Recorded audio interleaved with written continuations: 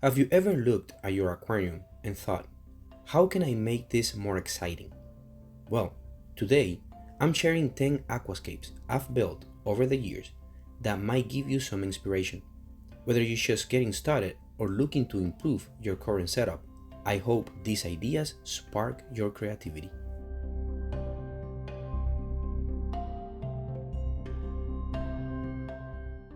Number 1. The Cave Skylight. I built this tank about 4 years ago.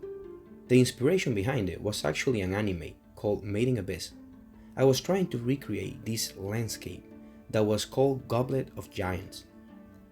I wasn't really sure what kind of plant to use to depict the giant goblets, and in the end it came out looking more similar to trees inside a cave, which is okay, it happens.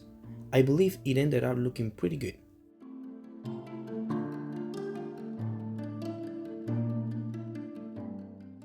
Number 2. Sunlit Grove.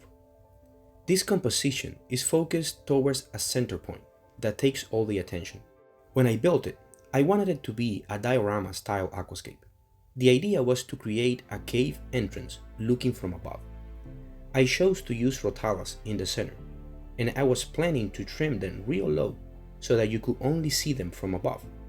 As you can see, I didn't really stick to that, and now instead of a diorama, I have a nature style aquascape. But you tell me, do you like it?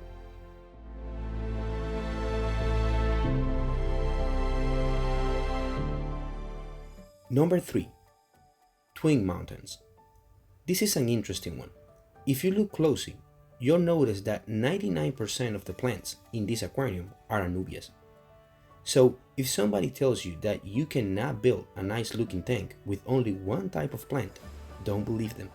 And this is one of the hardiest plants out there, which is a plus. The only thing I would change about this scape is the type of rock.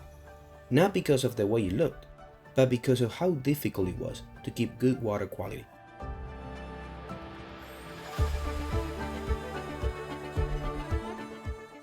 If you are enjoying this video, remember that you can like and subscribe, and please let me know in the comments what kind of content you guys would like to see in the channel. Number 4. Dutch Style Aquarium. I don't have a name for this one, even though I think it's one of the best planted aquariums I've ever made. Everything looked so healthy and vibrant. At some point, I even added a few plants that I gathered in the wild. Dutch styles are known as the flower bed aquariums. They are supposed to have lots of plants with many different colors, predominantly stem plants. This is most likely the best kind of aquarium that you could try if you are a beginner. If you cover the basics, introduce a lot of plants from day one, and have a thick layer of soil, you should be golden.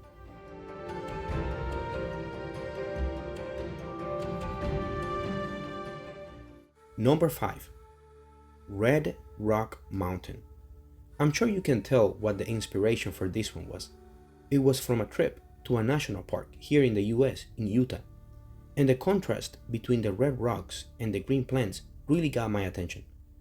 I wanted to replicate it so bad, it's a shame that I don't have any footage from when it was fully grown. I stopped doing YouTube for a while back then, and I didn't record any of it. It looked so nice. And what's even better, the rocks are petrified wood, which don't leach anything into the water.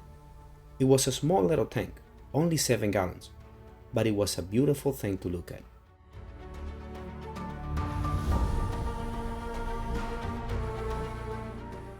Number 6. Iwagumi Style.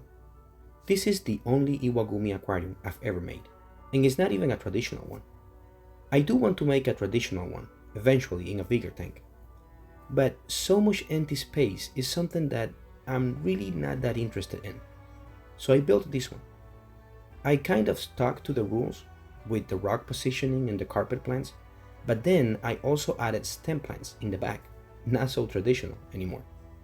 When you build a tank like this, you're supposed to think about how it would look later on, because the reality is that we don't always do maintenance when we're supposed to.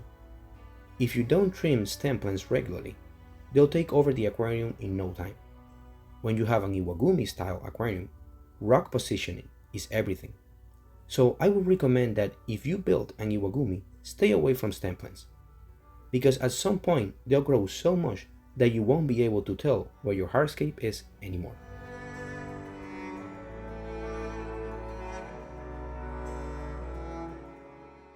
Number 7. Nature style. Diorama styles and nature styles are very similar. They both try to replicate the view of a specific landscape, be it mountains, forests, riverbeds, you name it. I believe the main difference lies on how intricate it is. Diorama styles have many details and are supposed to look very realistic. You are also supposed to pay a lot of attention to depth and perspective, while nature styles are more simplistic. They focus on the overall balance of the ecosystem. With this nanocube specifically, I'm glad that I do have some footage of it fully grown, and I even made a video when I was building it. I'll leave a link in the description for that video if you want to check it out. Number 8. Pond style in a bucket. This one's a funny one. It made me realize that if I wanted to enjoy the beauty of the underwater world, I didn't need a huge, expensive glass tank. Everything started when I wanted to rescape this tank to build the Iwagumi I showed you before. The problem was that I didn't have a place to put my betta fish, and I refused to put it on a small glass container. So I built this instead.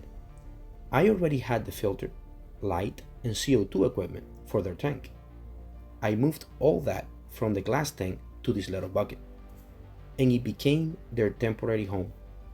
I have to admit, for the 2 weeks that I had it, I really enjoyed it, because with a regular aquarium, it doesn't really matter where you are, you look at it and you know what it is. But with this tiny bucket, it's just a bucket until you look at it from above. And every time I did look at it from above, the beauty of it was a pleasant surprise. Number 9. A cherry shrimp aquarium in a flower vase. To continue with the idea that you don't need an expensive tank to enjoy an aquarium, I wanted to share this one, even though it's not completed yet. You will be able to see how I built this little aquarium next week. I even made a small cascade filter for it. As long as you know the basics to keep a healthy planter aquarium, and you know what kind of fish can live in such a tiny environment, you should be able to create an aquarium anywhere. One thing you should know, if you do this, is that since these containers don't tell you how much water they can hold, you need to figure that out on your own. That is extremely important. When you remineralize or fertilize the water, it could go really wrong if you don't know these exact measurements. But other than that, who wouldn't want something so small and beautiful in their living room? Number 10. Treescape. Sadly, the only footage I have of this aquarium, it's a picture of the hardscape and a couple of pictures after it was built. But I did want to share this layout with you guys, because I believe it's a pretty cool concept. Those were 10 of my own aquariums that I've built over the years. If you like this video, check out this next one right here. I'm sure you'll enjoy it too.